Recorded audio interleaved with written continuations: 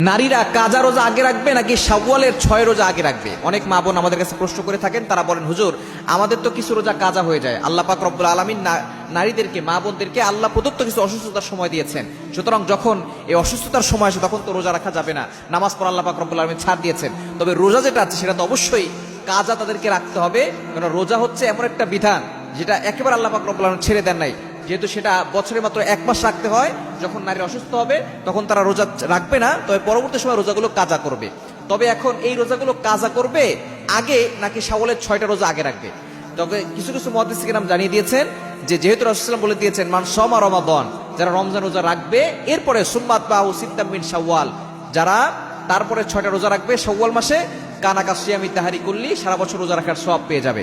তো এখন কিছু কিছু মুহাদ্দিসিন কেরাম বলেছেন যেহেতু রাসূলুল্লাহ বলেছেন আগে শাওয়াল মাসে 6টা রোজা রাখবে, অর্থাৎ রমজান রোজা রাখবে আগে, তারপরে শাওয়াল মাসে 6টা রোজা রাখবে, তাহলে আল্লাহ তাআলা সারা বছর রোজা রাখার সওয়াব দান করবে। তো তারা বলছে আগে তাদেরকে কাজা রোজা রাখতে হবে, এরপরে শাওয়ালের 6টা রোজা রাখতে হবে। তবে